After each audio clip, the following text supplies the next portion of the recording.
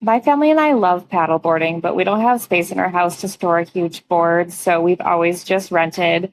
Until this summer, we bought the Funwater Inflatable Paddle Board, and although the summer is still young, we've already gotten a lot of use out of it. So I'm going to share with you what I really love about it and a couple things I would change as well.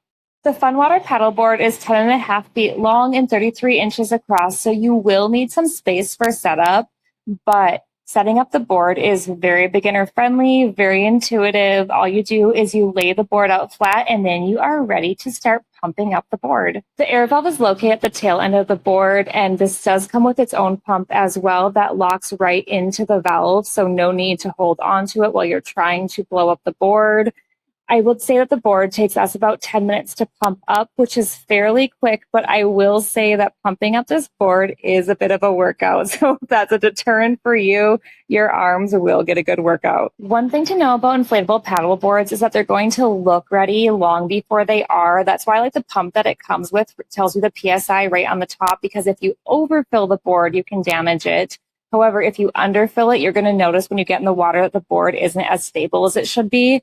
So I love that the pump has a PSI right on it, so you can get it right in that green zone, that 11 to 15 PSI, so that your ride is nice and smooth. It also comes with this easy to attach leash, which is not only a really great safety feature, but also really handy in case you end up in the water to make sure that your board doesn't get away from you. One of the reasons I chose the Funwater is that the fins and back are not only really easy to install and stay in place securely, but also that back fin is 11 inches instead of your usual 7, which makes the board really stable, very easy to steer, which makes it a great choice for beginners.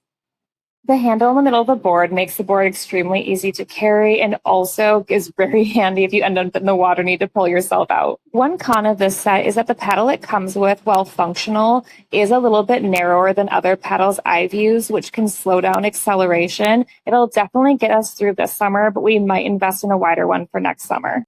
I give the Funwater 2 thumbs up when it comes to stability. It holds up to 400 pounds, and even when we have multiple people on the board, I don't notice any type of sagging in the middle. The top of the board has great grip, so even when the board is soaking wet, we're not slipping and sliding.